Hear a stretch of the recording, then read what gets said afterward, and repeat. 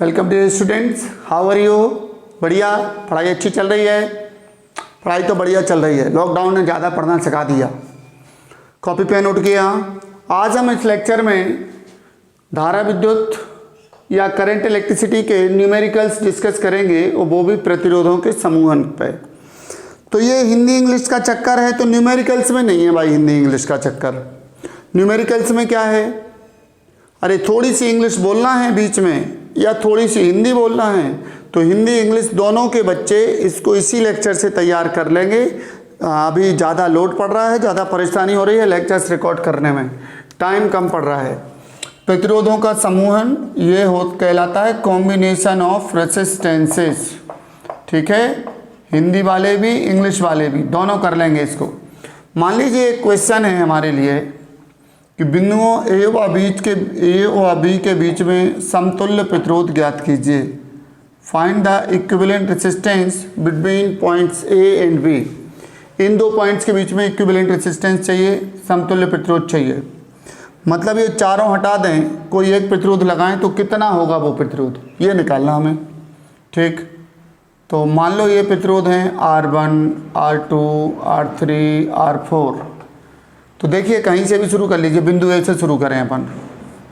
बिंदु ए है, बिंदु ए से चलें तो पहला प्रतिरोध जुड़ा है, दूसरा जुड़ा है, तीसरा जुड़ा है, चौथा जुड़ा है।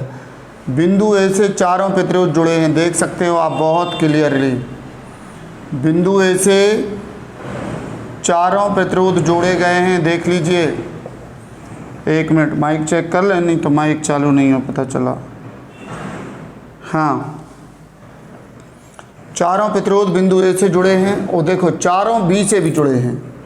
R1 जुड़ा है, R2 भी जो बाहर जा रहा है इसको जोड़ रहा है, R3 में भी बाहर जा रहा है, R4 से भी बाहर जा रहा है। यानी चारों बिंदु ए से जुड़े हैं, चारों बिंदु बी से जुड़े हैं।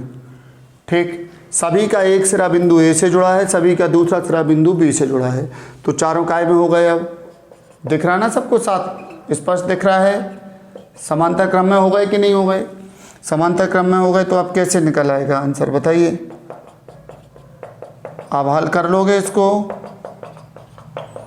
ऐसा सवाल मिलेगा तो हल कर लोगे, बताइए आप, बन जाएगा ना। अगर ये सब बराबर बराबर कह दें हम कि R1, R2, R3, R4 सब बराबर बराबर हैं, 12-12 ओम के हैं। ठीक है, तो इन दोनों के बीच में समतुल्य प्रतिरोध कितना आएगा हमें मालूम है। समांतर क्रम में R/N आता है, तो 12-12 के 4 लगे हैं तो 3 आ जाएगा आंसर। ठीक है, ये उदाहरण बता दिया हमने, समझ गए ना सवाल। ऐसा सवाल मिलेगा तो उसको सर्किट को आप फिर से बना के सिंप्लीफाई करके सरल करके ऐसा बना के हल कर लोगे।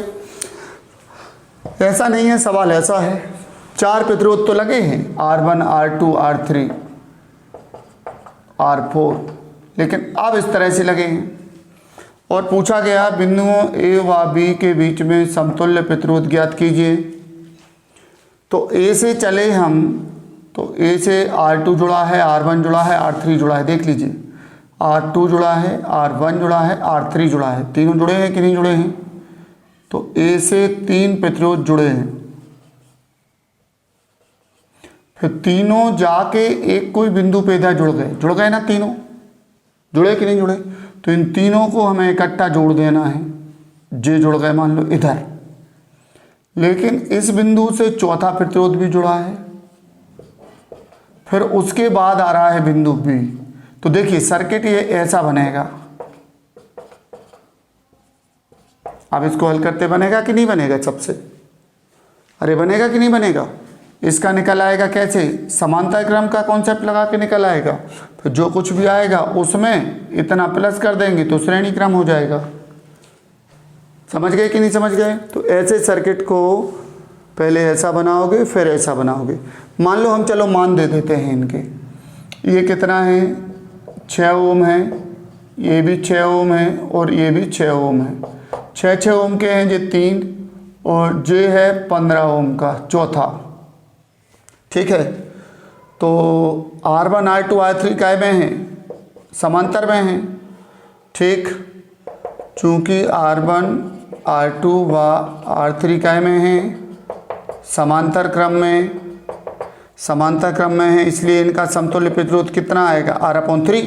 बराबर कर दिए ना हमने, 6 कर दिए तीनों। ठीक, तो ये आएगा 6/3, ये आ गया 2 ओम।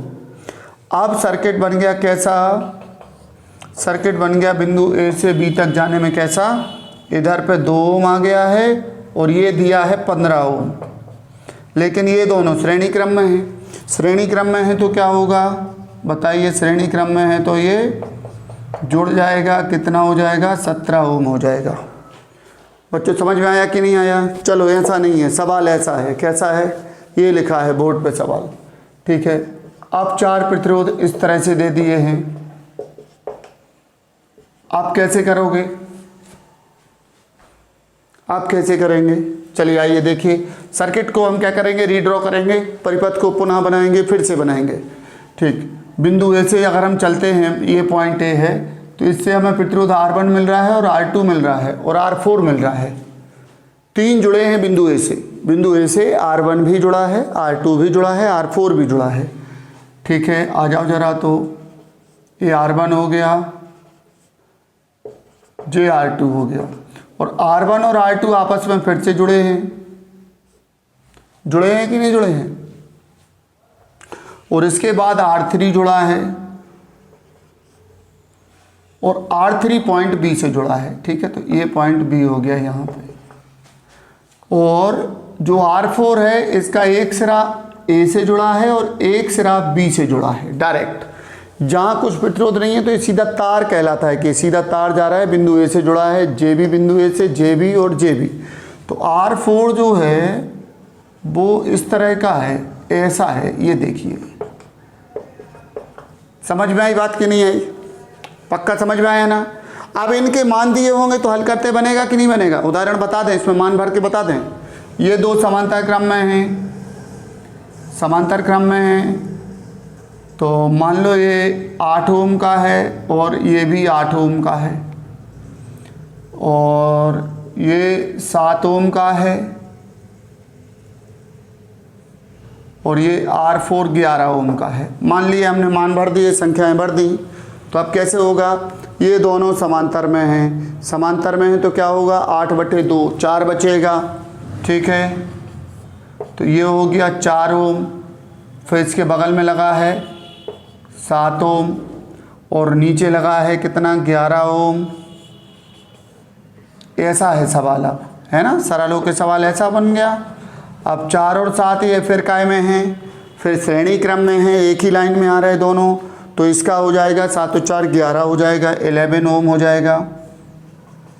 ठीक, दिस विल बी 11 ओम, और नीचे क्या होगा, नीचे भी 11 ओम है, ये हो गया। अब इन दोनों के बीच में क्या है, ये समांतर में है, समांतर में है तो क्या हो जाएगा बताएंगे, 11/2 या 5.5, 5.5 ओम आंसर आ गया।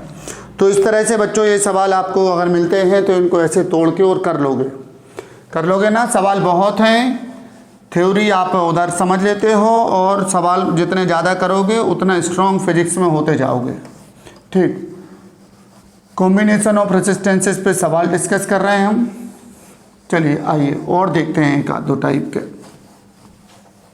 हाँ, एक कोई सवाल है आपको हमने दिया है,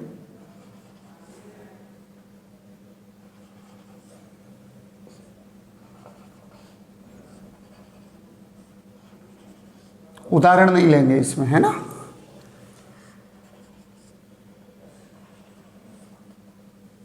बिंदुओं ए और बी के बीच में समतुल्य प्रतिरोध पूछा गया, और ये एक प्रतिरोध R1 है, R2 है, R3 है, R4 है, R5 है, R6 है, R7 है, R8 है। इसको हल करना है सवाल को। ठीक, तो क्या करोगे, इसमें सुनो, करंट यहाँ से चलेगी तो इधर को जाएगी, इधर जाएगी, इधर इधर जाएगी, इन दो में करंट जाएगी नहीं, कारण खुला परिपथ है, ये कहीं कोई से जुड़ा ही नहीं है, यहाँ करंट नहीं जाएगी। तो ये आपको समझना है कि ये लगे ही नहीं है, ये 2 हटा ही देना है। हटा देंगे तो क्या बनेगा, इसका सरलीकृत परिपथ कैसा बनेगा बच्चों, बोलो।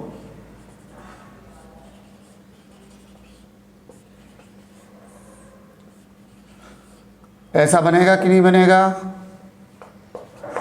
बनेगा।